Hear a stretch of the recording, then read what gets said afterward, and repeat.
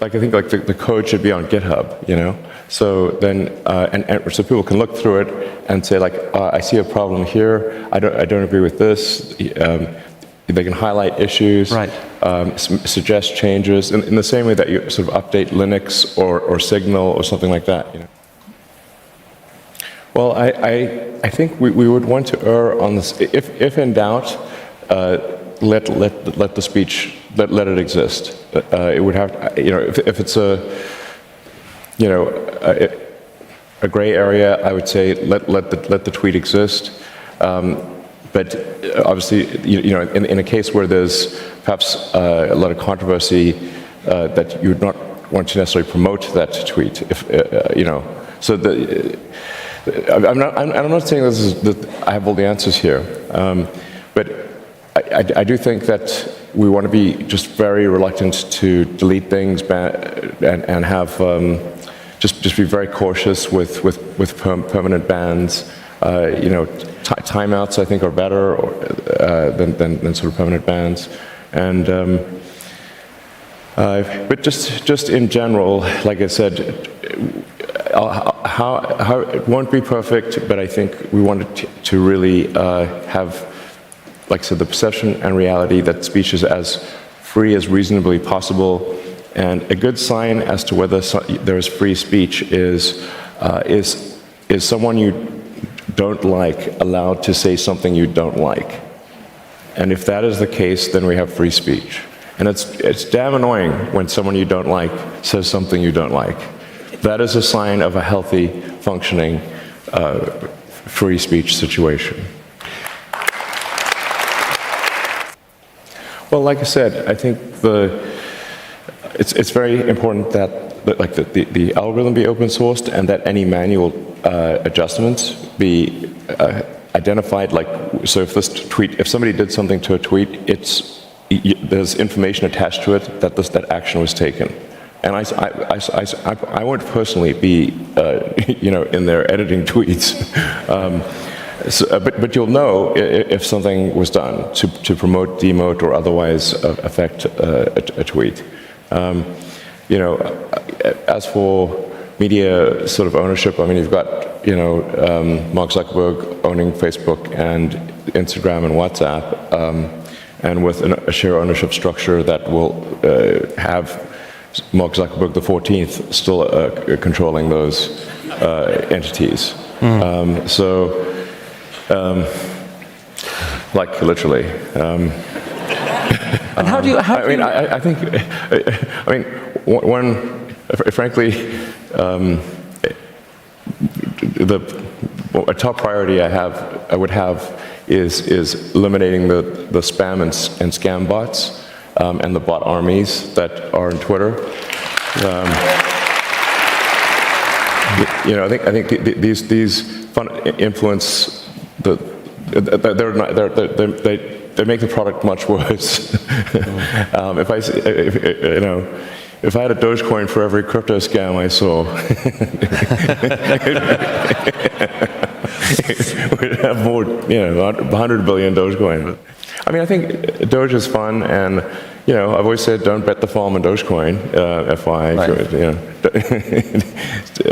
but I think it's I like dogs and I like memes, and it's got both of those.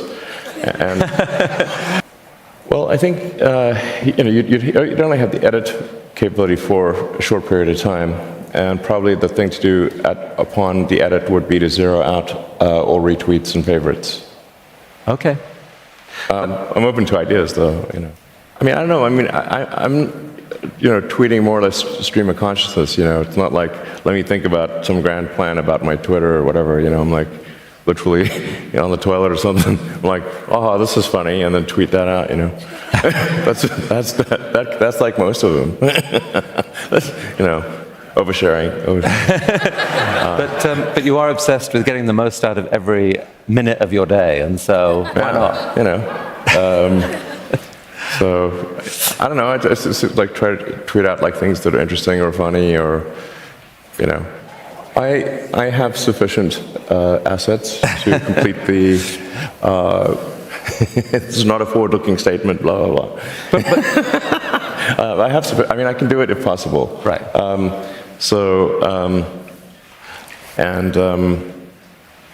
mean, I should say actually, even originally with Tesla back in the day, funding was actually secured. I want to be clear about that.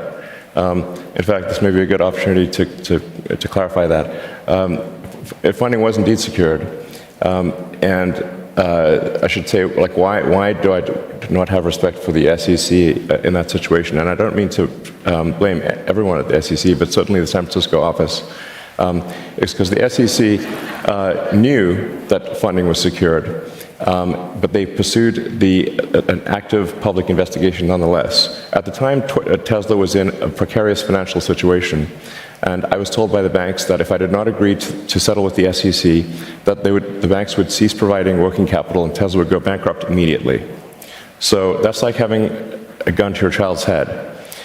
So I was forced to concede to the SEC unlawfully, those bastards, and now it makes it look like I lied when I did not in fact lie.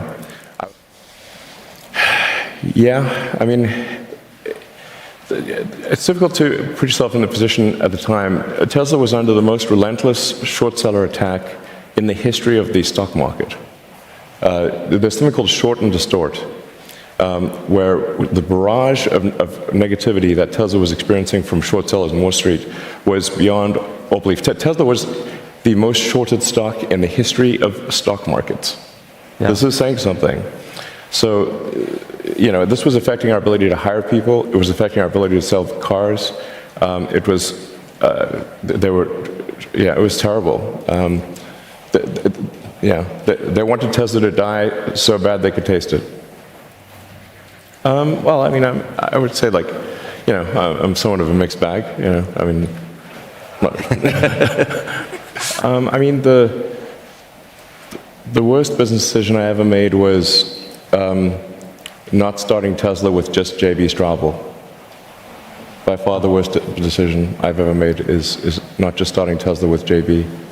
That's the number one by far. Right. There's a lot of confusion. Tesla did not exist in any. Tesla was a shell company with no employees, no intellectual property when I invested. But a false narrative has been created by one of the other co-founders, Martin Everhard. And I don't want to get into the nastiness here, but I didn't invest in an existing company. We created a company. Yeah. And ultimately, the creation of that company was done by JV and me. And unfortunately, there's someone else, another co-founder who has made it his life's mission.